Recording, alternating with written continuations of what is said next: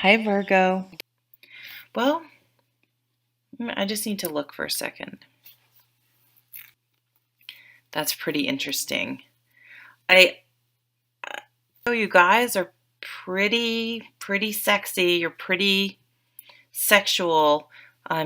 You're known for that. I do have to say, for a few of you, this is just a few of you, because I'm not saying um, something all would do, but I do feel like there's going to be.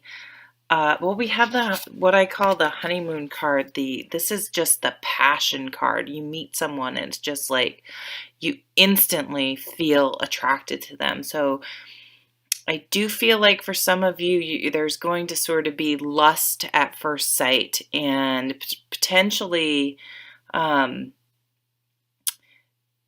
the person could be involved with someone else. And I say that because of the high priestess is out, and she points to something hidden or just listening to her intuition or subconscious. But I've come to learn that when she comes out, there's usually a secret that needs to come, or doesn't need to come out. There's something sort of behind the scenes going on.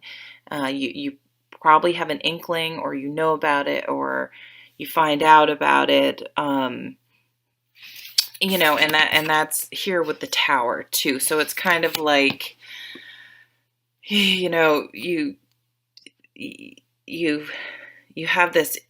Well, okay, so let's start at the beginning.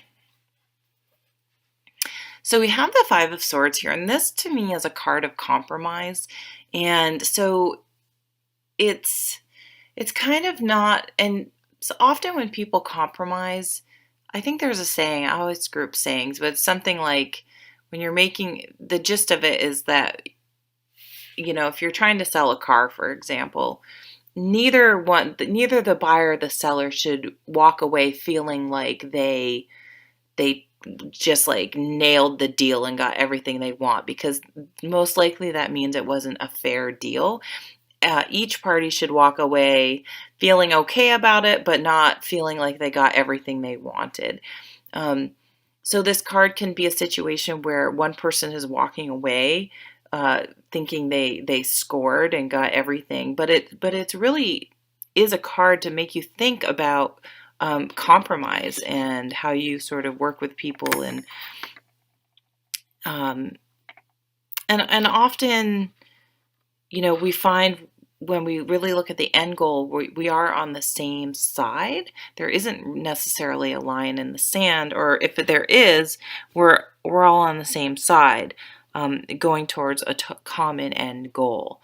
So, but I sort of feel like it's here next to the Four of Cups, and it's interesting, and it's has keywords, which is boredom, which is a great keyword for this card.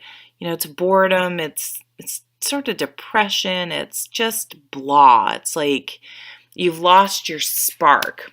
Maybe you've been in a relationship where you've had to compromise too much. It could be at work, could be a romantic relationship, and or maybe the other person always has to get their way or something like that, and you're just like, this just isn't doing it for me anymore, and you're just not really um,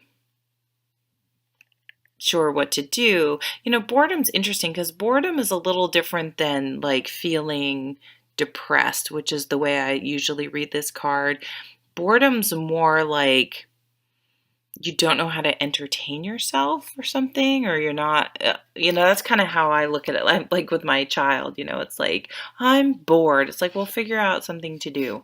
Well, I think what may be what may be happening, and it may have nothing to do with a third party. I think something's going to come along and get you out of your boredom, and sort of light your fire.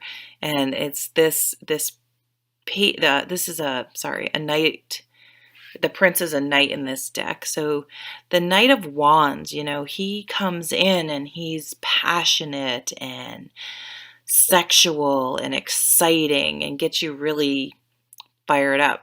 So something is going to come along with these sort of not so fun cards and get your emotions going. So we have the Queen of Cups. And you're going to start to, feel things again and want to feel things again.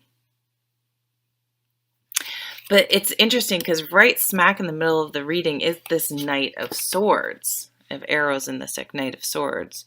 And he's a hawk. So you're not, and you are the Queen of Cups. So there's a change in your thinking.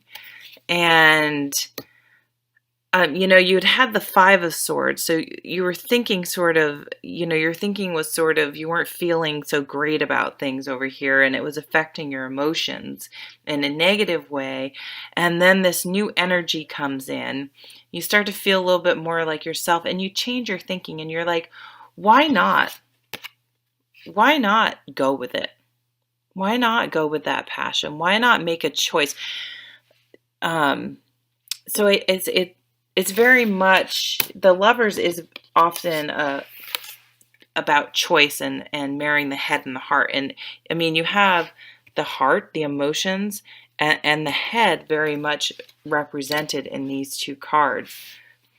So although this is a fast-moving, passionate energy with the Knight of Wands, I think you were sort of waiting for it and ready for it. And so some of you may have some very passionate moments this month. Discover a passion. And it's going to be so strong that you're going to really take a leap of faith and go for it. And really, I don't know, if maybe you just leave someone and go into this new relationship because it was finally the push you needed to get out of it, or you've been alone and stuck in your life, that going back to the boredom card, and you just sort of surprise people because you just sort of like, why the hell not? And you just sort of throw yourself in this new relationship, job, activity, whatever this is that's coming in and firing you up and stirring your passions. And so I don't see this for a small percentage of you. This is going to cause some upheaval if, say, you're already in a relationship or something. But I think what this really is showing, this Tower card, is showing that you are just shaking up your life completely. Like, you are just sick of the way things have been going, and you're just, this choice you're making and this going with your passions and what you want, and the Fool card, you're really going to shake things up. And not everyone in your, when people make seemingly drastic changes, people around you cannot really, don't necessarily support it, because people like to keep other people in boxes. And okay, so Susie's that way and Bob's that way, and what the hell's going on with Susie? You had her in a category, in a box, and now someone has you that way, whether it's your partner, your spouse, people at work, your family, yourself, and you're breaking out of that, and it's shaking things up. It's really going to shake things up, and you're really going to find out who your core people are and who you are, really.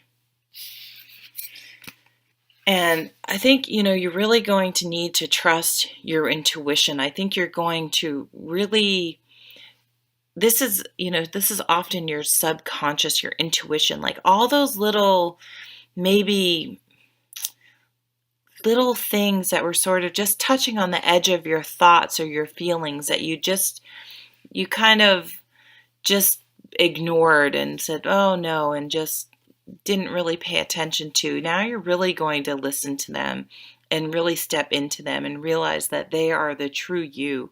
It's almost like, and this has been a theme too in these readings, it's kind of like